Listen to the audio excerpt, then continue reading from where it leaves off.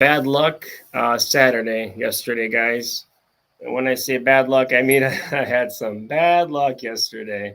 And it wasn't business. It wasn't business. It had nothing to do with business. So I will tell you all about it. However, with good things come bad things. But it wasn't so bad.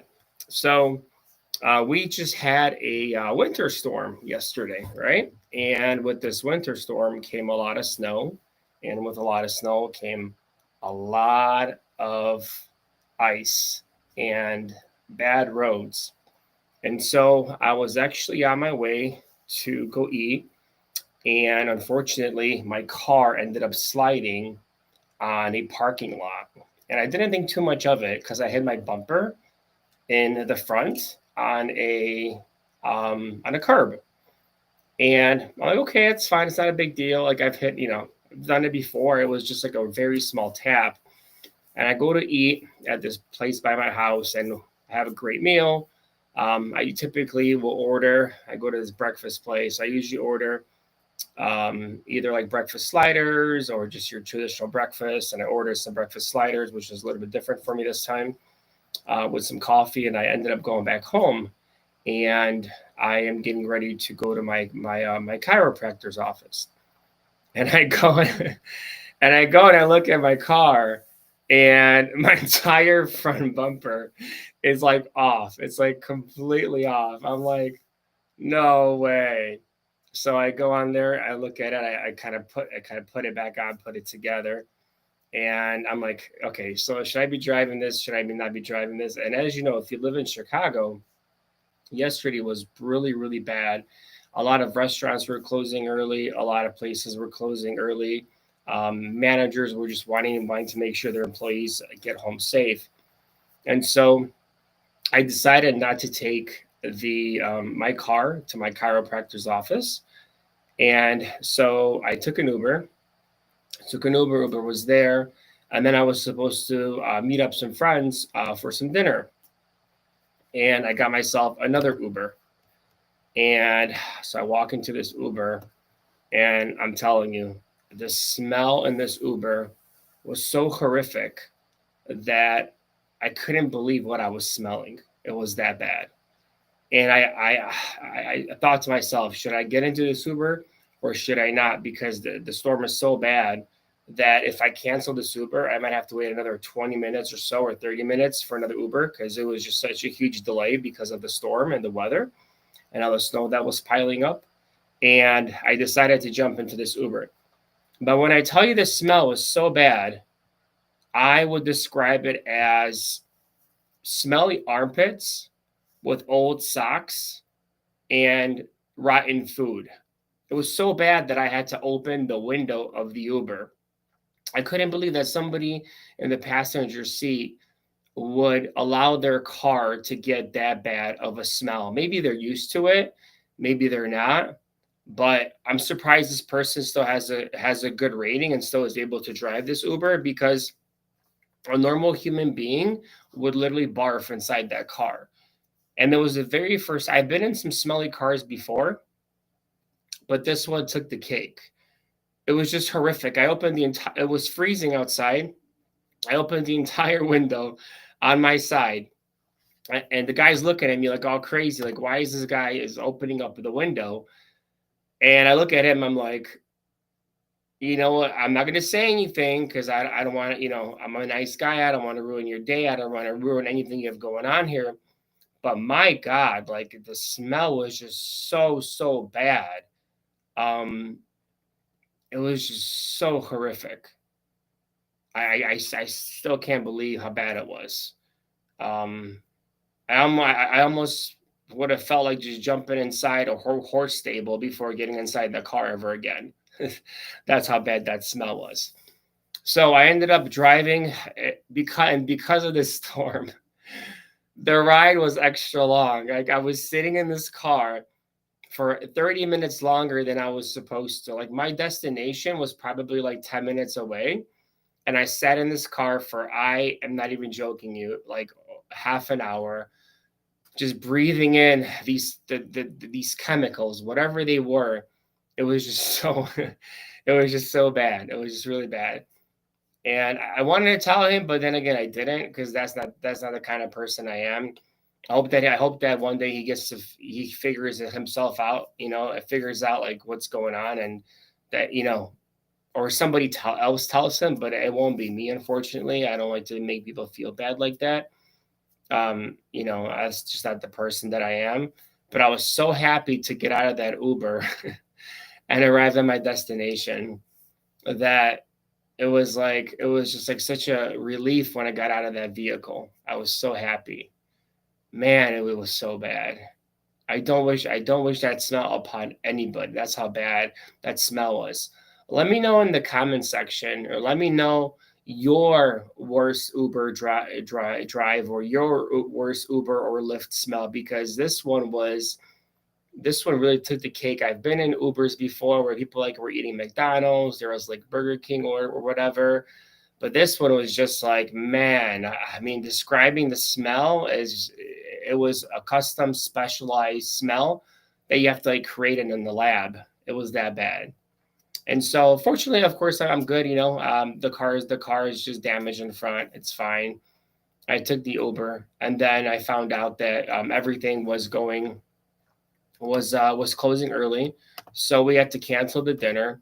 And now I just got into the office, and I got a funny little letter. We only own a 3 unit building with a couple partners in Chicago, in Humboldt Park, and we got a violation notice from the beautiful city of Chicago. Thank you, Mr. Brandon Mayor Johnson, for sending your inspectors out in Chicago, trying to find good landlords, good people owning buildings, and finding them. What our violation says? That the garbage cans were not, the lid was not closed, meaning that we had a little bit too much garbage inside our garbage can, and the lid wasn't closed, and they send out this violation to us. That means the city is so damn broke that you have inspectors running around inside the alleys of Chicago looking for garbage lids that are not closed. That's how bad Chicago is getting. Like, I personally probably am not going to buy a property in Chicago unless it's like a good, great multifamily deal, because every single time I turn, it's some sort of violation, parking violation, garbage violation. It's like violation upon violation upon violation. Like, as a landlord, it's like, why even invest in the city of Chicago? I mean, if all you're going to be doing is having inspectors, I don't know how much they're getting paid, probably overtime, to just run around alleys and check out if garbage lids are getting closed. I'm just like, okay. So yeah, I think I'm pretty much over. I think I'm pretty much over Chicago investing right now. And don't get me wrong, Chicago suburbs are awesome, but those are different cities, right? Different ordinances. You don't have anybody sitting there, paying inspectors overtime to drive around alleys and look if your garbage lids are closed all the way, or if there's too much garbage outside. I live in the suburbs of Chicago in DuPage County. I can literally have an entire dining room table. I just threw out a dining room table out front with like 10 chairs and another table. And DuPage County took it, no problem, no fines, no nothing, no additional charges, no special stickers needed, nothing. They came, they took, no phone calls, no nothing. That's DuPage County for you. And there's also other beautiful counties, like Lake County, Will County, Kane County, right? And then you have Cook and you have Cook County, which is Chicago, which, I mean, Chicago and Cook County could be a little bit different, but man, Chicago is just on another level with like fines, violations, notices. They're always trying to get inside your pockets, dig deep, and try to take everything you got for every single little thing. Be careful when investing in Chicago. Be very, very careful. Understand that they're going to cause you problems. They always will, until the city gets cleaned up, until we get out of this insane deficit that we're in, these insane increases in taxes that they do, and then we're aware of later on, is just crazy. And I literally got this stupid notice right now about the garbage lids not closing all the way. How crazy is that? It's insane. It's insane. So yeah, I'm just baffled by how crazy that is. So let me know if you guys have anything like that. But on a brighter note, we were chosen for the Creative Nation Tour.com with Pace Morby. So Pace is going around the entire United States. He was just in Chicago. Our property, our co-living property in Washington, D.C., was chosen to be featured and filmed in D.C. on December 16th. So I am really, really excited about that. Very excited. So we have this property in DC. We bought it as a six bedroom, six bathroom. We turned it into a 10 bedroom, six bathroom. So we rent out 10 individual units, and it's about 2.5 miles from the White House. And it's one of our best performing assets, right? Even though it's a blue state and not a landlord friendly state, right? It's not so, but still, like it is one of our best performing assets. And me and my partners, we love it, and it's just been fantastic. So thank you, Washington D.C., for allowing us to be in your city, for allowing us to provide affordable housing to the community. And most of our tenants, believe it or not, are government employees that rent a room in our duplex, which is awesome. So, Pace, thank you. Thank you to your team for making this happen. I'm so humbled that we were chosen to be, out of all the applications that you guys have received, to be filmed, and I can't wait to see you December 16th and show you our awesome duplex in DC. So I'm really excited about that. And on another note, let's see here. So sometimes when it rains, it pours, but there's also a rainbow at the end of it all, right? So for me, it wasn't the greatest weekend for me. However, it wasn't the worst weekend. I'm still alive. I'm still healthy. I still could do what I have to do, and we just continue building and expanding, and it's just fantastic what we're doing. And I'm going to be taking. I have a couple. I'm working on two closings right now with the team, so hopefully we'll own a couple more properties in the first or second week of December. I'm not going to tell you guys about that just yet, but once we get closer to it, I'll be announcing our two new properties. And if you guys want to work with me, follow me on Instagram, creative underscore Mike with a K. And if you have a deal or something and you want to run it by me, like a sub 2 deal or seller financing deal or a mortgage deal, feel free to run it by me as well. I'm more than happy to take a look at it, or have one of my closers take a look at it and let you know if it's a good deal or how we can structure it for it to be a good deal. So most people today in Chicago are sitting cozy at their homes, having a good time with their families. I'm over here in the office because I got some stuff I got to do and make happen for a Monday. So as I always say, like, anxiety is caused by the tasks that you're avoiding. So the more tasks that you avoid, especially in business or in life, that you don't accomplish, that you keep saying you're going to do and you keep putting them off, that's where most of your anxiety comes from. And that's why I'm trying to stay disciplined and consistent in getting those tasks done before my Monday starts. Whether I get those tasks done on a Saturday or a Sunday, I want a clean slate on Monday. So on Monday, I focus on all the money-making activities versus focusing on these mediocre tasks that I had to do. Yes, I have VAs and stuff, but there are certain things that I'm not going to say only I can do. I'll rephrase this. Only I can do now, because I haven't taught another person to do them yet. So especially when it comes to mortgage methods, I deal with lenders. I come from a financial background, so I know a lot about mortgage lending and how to clear underwriting conditions.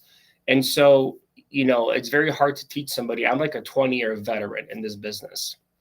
So I I'm like the guy. I'm like the go-to guy when it comes to conditions and stuff.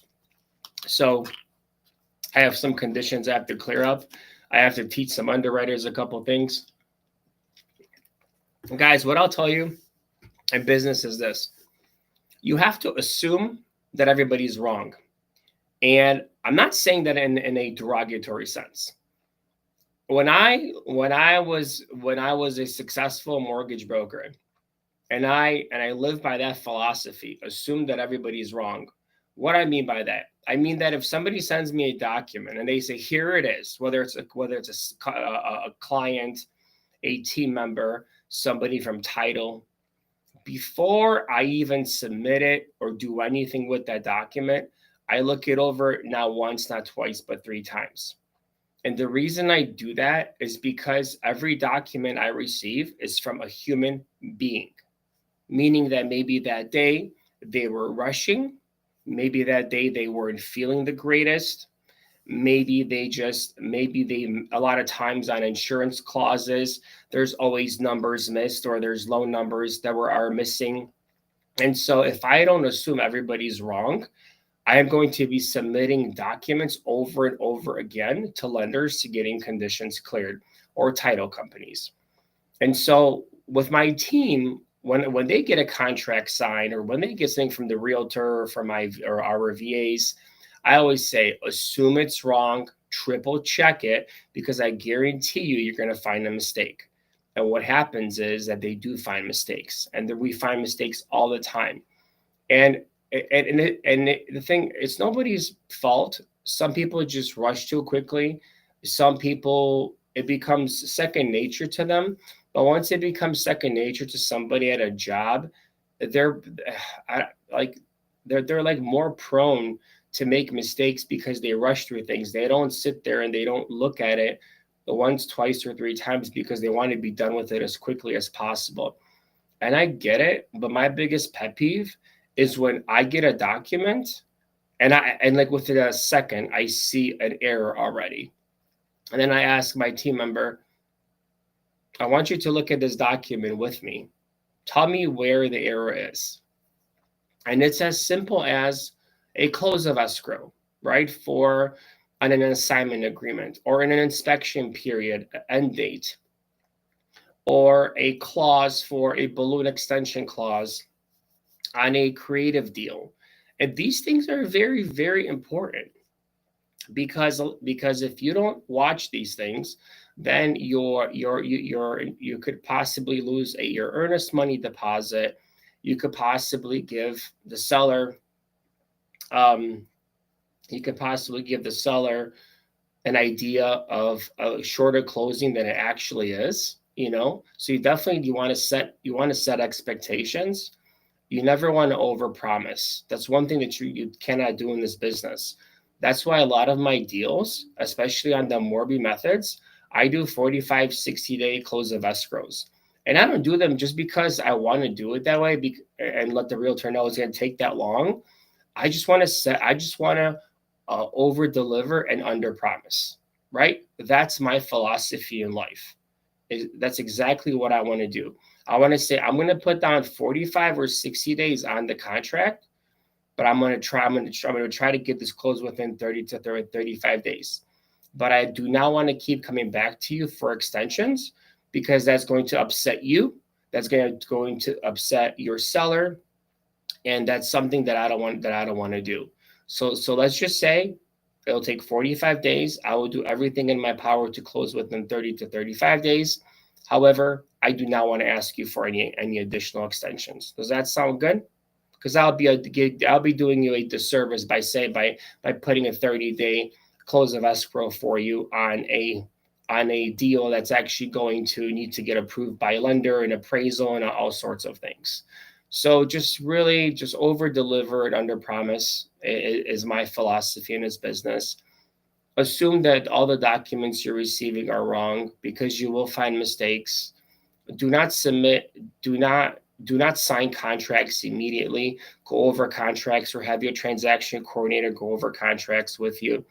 I cannot tell you how many times I've done an ovation contract, and we're currently in process of doing a bunch of innovations right now. And they didn't have my signature as my name, AIF, for the seller. It just had my signature, right? So it's already not a legally correct contract because I'm signing as the attorney in fact, and they don't have my signature as that. And so just little things like that will help you in business and allow you to close more deals more efficiently and put smiles on your referral partners' faces and your sellers' faces to potentially even bring you more deals in the future. And when I live by that philosophy, when I was running my mortgage company, our closing ratio was one of the highest closing ratios I believe in the country. We were like probably top 20 reverse mortgage brokers in the country. And we were like a very small little, remote company, but we were top 20. So we were beating out like massive players in the country. And it was just like me and a team of like 6, 7 loan officers. That was it. And then we had a bunch of VAs. That was it. So just to show you, it doesn't matter, how big you are. It just matters what kind of systems and processes you have in place and how streamlined you are. And of course, your sales and marketing is very important as well, because what we do what we sell is real estate is the byproduct of what we do, right?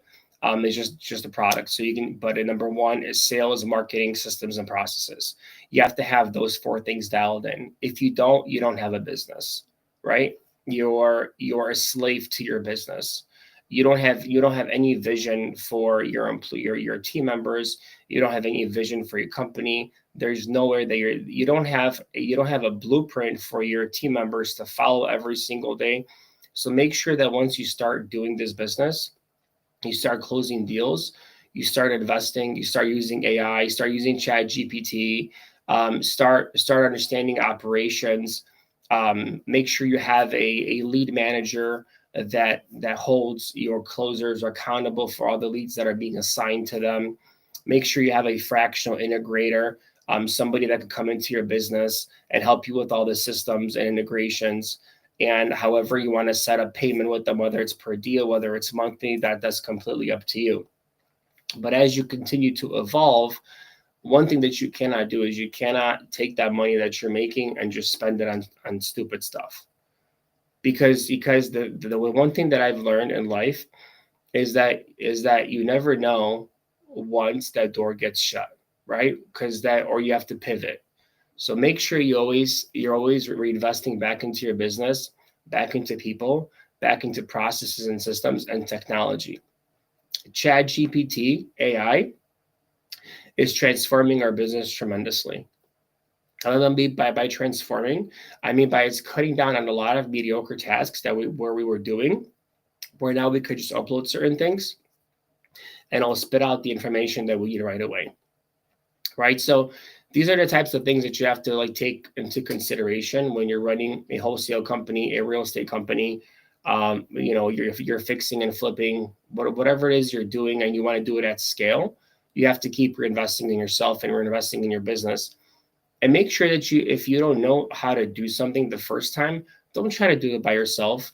Reach out to somebody, especially when it comes to Sub2. What I love about this community so much, and what Pace has created, is I have made more money with partnerships than I would have on my own. On my own, I would have just had headaches, right?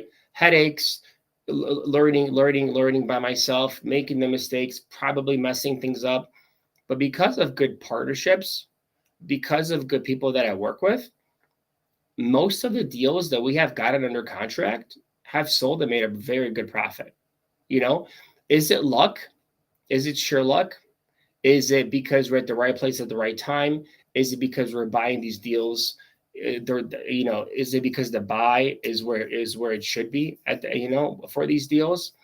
I would say all of the above, but I would say also because we don't hold on to everything 100%.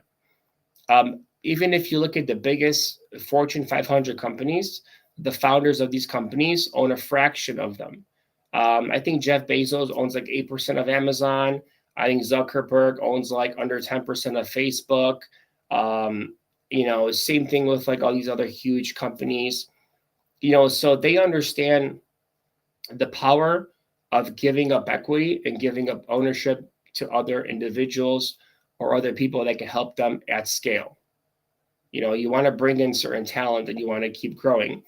I'm not saying give up ownership immediately to somebody, because that would just not be a smart idea. But if they show and they prove themselves over and over again over a few years, you can start creating some sort of milestones for them that, hey, if you reach these milestones, this is a certain amount of equity I will give you based upon you working with me for 5 years and reaching these milestones, right? Or you can create something like profit sharing in the future. But never, ever, ever give up equity immediately. It's not worth it at all, because then they don't have anything to work for, right? Kind of similar to stock options at startup companies. They don't give you the right to stock options right away. And the stock options you have to buy into anyways. So it's not like you're getting them for free. So, even my brother, when he was working in the tech world, he now owns a very successful, ready to go drink cocktail company called Mission Craft Cocktails, which is a fantastic company based out of Orange County. And they're in Total Wine. They're expanding into other stores. They're in Vons. I believe they just got a contract with Costco. What my brother has built with his partner in 5 years, from inception of an idea to research and development to then actually deployment for the last 2.5 years, is not remarkable. It's almost impossible. And I'm so proud of him. His name is Marcin Molisco. If you guys don't follow him, follow my brother. He lives in Southern California, and his drinks are amazing. They're amazing. They're organic. The packaging's beautiful. There's a flavor for everybody. There's a flavor for women. There's flavors for men. You have the margaritas. You have the Mai Tais, the Cosmos. You have everything that you possibly can want.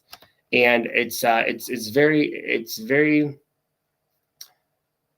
I'm just so proud of the kid that he grinds so hard. He's such a grinder that I have never seen anybody outgrind him. And that's why he's so successful, because he puts himself in uncomfortable situations and he goes for it. He goes for those, he cold calls those companies. He sets up those meetings. He flies around. He does everything he needs to do to make sure that company is successful. So if you guys aren't following him, follow the company, Mission Craft Cocktails.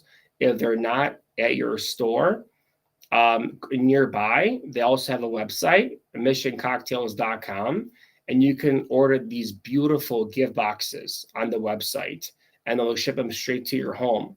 They're great for gifts. I actually ordered a few, gave them to some of my friends, some of my partners, and they love them. And anytime I give a gift out, that's what I'm buying. It comes in beautifully packaged. And the drinks are amazing. And they have enough alcohol in one drink where you don't need to drink another one. So it's just one of those things. And they're also organically sourced in California. There's no additives in those drinks. And they also give back. So they give back to families in need, which I think is fantastic. And yeah. So just, you can do anything. You can do anything you put your mind to, honestly. And with the right partnerships, the sky's the limit. We got to make sure you got to make sure to nurture and cultivate those partnerships, because good partnerships don't come around very often. They're actually very rare. And when you find one, please make sure you respect that person, be grateful for that person, show them how grateful you actually are, and never, ever, ever go behind their back on anything. Because once you lose somebody's trust like that, especially in business, you lose their trust forever, right? And that's one person that you do not want to be. Because in this game of business and real estate, it's a very small world. A lot of us know each other.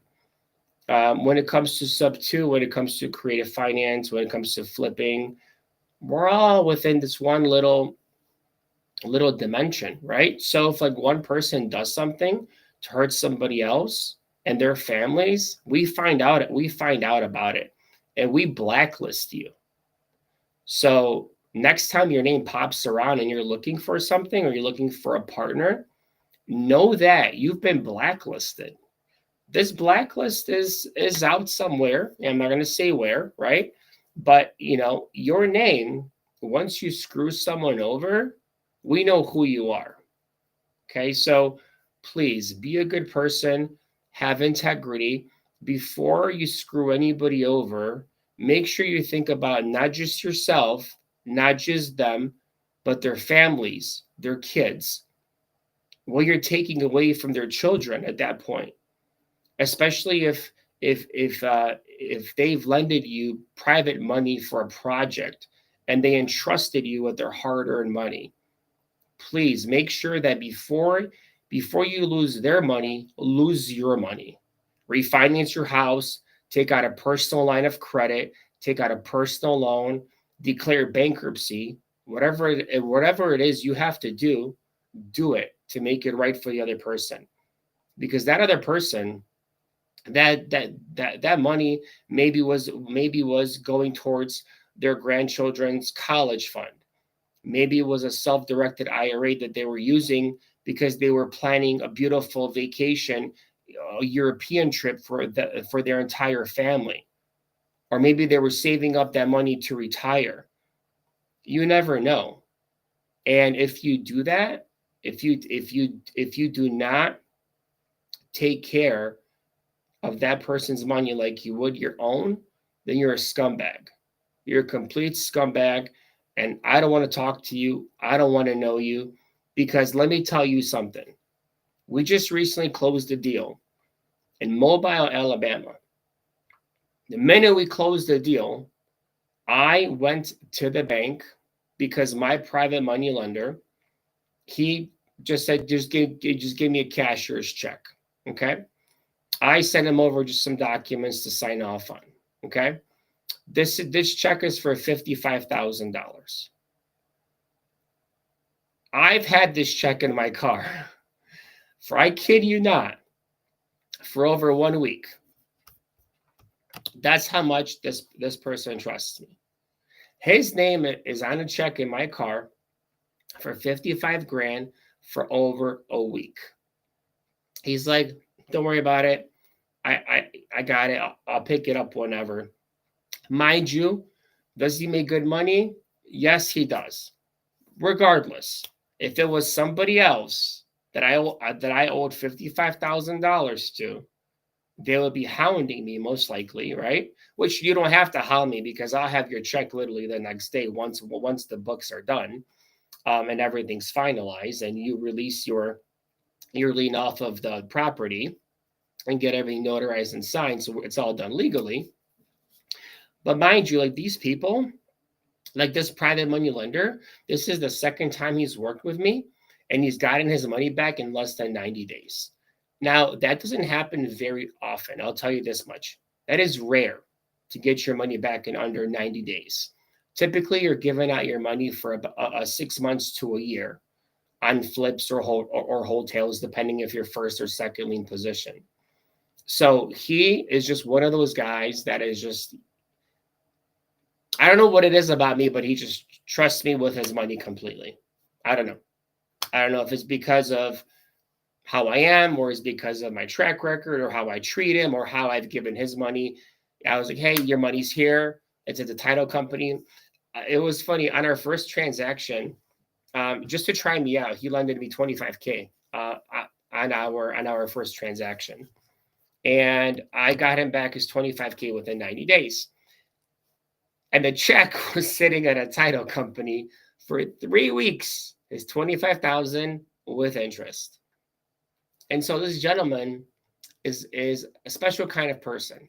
It's a person that I want to continue to build a relationship with, because there is like zero tension. And this person, if I were to ever make a bad deal, I would just dip inside my own pocket and I would pay him back immediately, just because how he's treated me.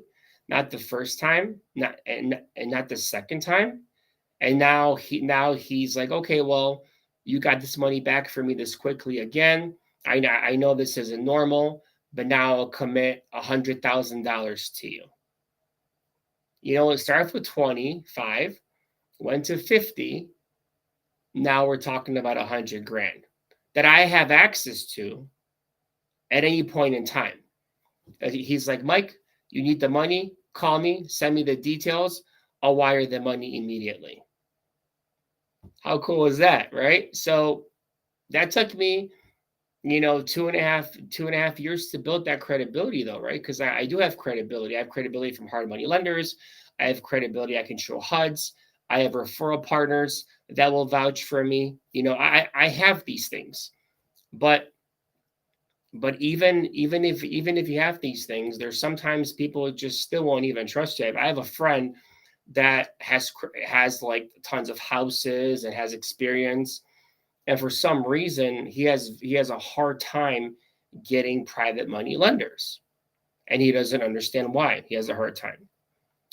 And we have and me lately, I don't know if it's because of me going on social media talking about what I do, talking about the projects that we have going on, but it's been a blessing. I also thank God for giving me these blessings. He's given me a second opportunity at growing a different type of business. He's given me an opportunity to grow a mortgage company from nothing into top 20 reverse mortgage lenders in the country within 7 years. And now he's given me this opportunity where I joined Sub 2, own own like 30 doors now. I think I probably got like 30 doors with having percentages in all of these properties. I became very close with Pace. Friends with Jerry Norton. Jamil. These big guys in real estate, right? That normally, I don't know if they would even talk to me. And I'm just so grateful for the opportunity that this whole community in Sub 2 has given me and then trusted me. And I just can't even put it into words. Pace was here recently in Chicago, and he sat down with me and we did a filming together. And he's like, "You're going to be in my next book." I'm like, "Really?" He's like, "Yeah." He's like, "I'm going to put you in my next book." I'm like, "Dude, man," I'm like, "I don't know what to say besides I love you." Like, I mean, I don't really say that too much to guys, right? But, it's like, I love you, man. Like, seriously, like he's gave me so many opportunities, and but you got to take these opportunities, got to do something with them. You can't just let them sit or let them linger, right? You got to move. You got to move. You got to be grateful. You got to move, and then you got to give back. So I'm like, Pace, I've been blessed enough to find these good people, work with these good people. What can I do? I want to give back. And so we have an idea of what we want to do and how I'm going to give back to the Sub 2 community.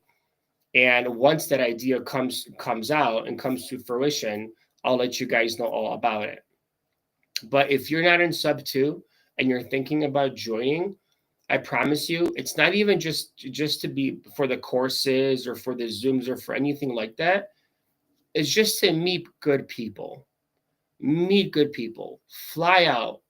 Learn from people.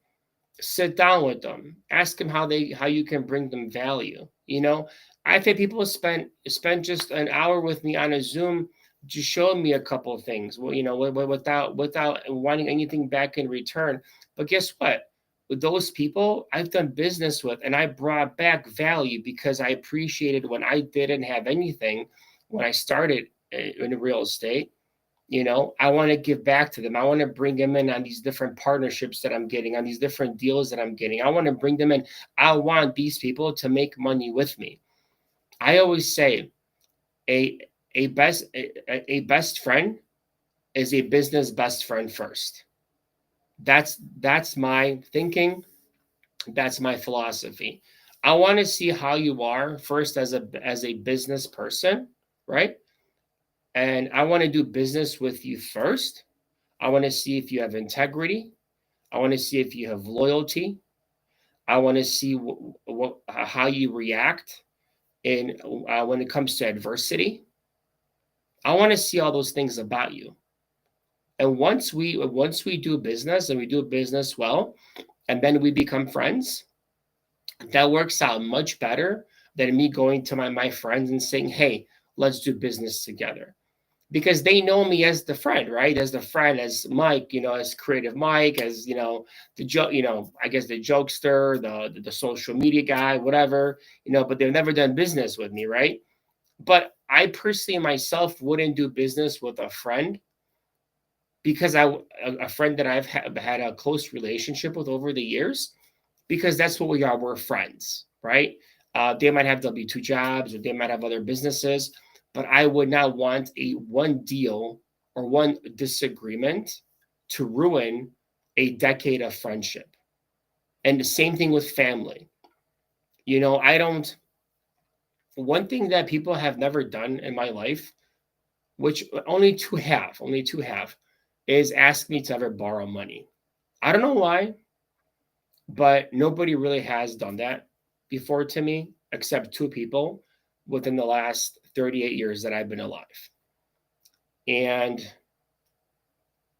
which to me, I am, it just really depends on what kind of situation somebody would be in.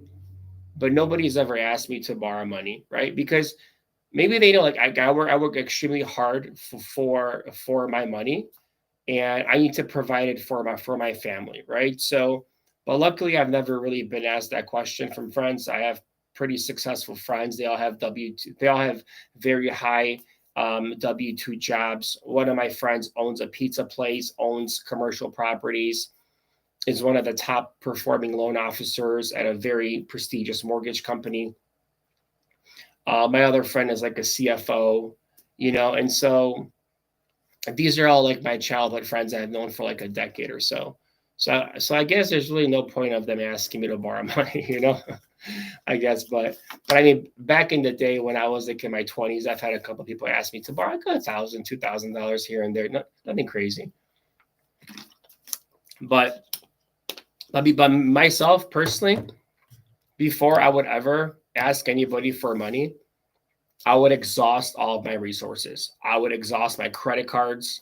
I would exhaust applying for personal loans. I would put up my car's title, and borrow money against my car. If I had crypto, I'd borrow against crypto, or I would sell my crypto at a loss.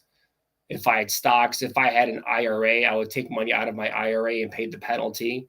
If I had a 401k, I would do the same. I would take money out of my 401k and pay the penalty. The last thing I would do is ever approach a person and ask them to borrow money until I exhausted all of my options. Or unless I had some kind of collateral where I can collateralize and then borrow money from that person. That's a whole different story. Like if I own a free and clear piece of real estate or with a lot of equity, and I say, hey, listen, like I'm kind of cash poor right now. Everything's invested in my assets right now, and I'm running low on cash. I can't refi right now due to their interest rate environment or whatever it is it may be. Can I borrow 50K? But I'll collateralize you with like these properties, right? That have a lot of equity in them, And so that's something that I would do. If it came down to me needing money. Fortunately, God has blessed me where I don't need to do that. And hopefully I will never need to do that. But in the case that I will need to ever do that, because you never know, God could give it, God could take it away. That's what I would do. But I would first exhaust all of my options before asking anybody, even asking my brother or my mother or anybody that I know. Even my wealthy friends, I wouldn't even ask them, So with that being said, guys, I appreciate you joining here and on my live.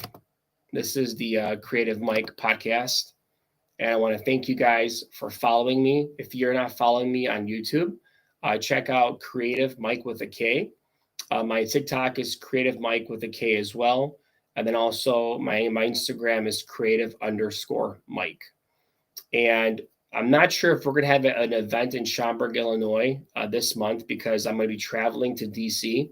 And then I'm going to probably be traveling to California, meeting up with a friend and meeting up with a massive private money lender that wants to do business with me, which is really cool.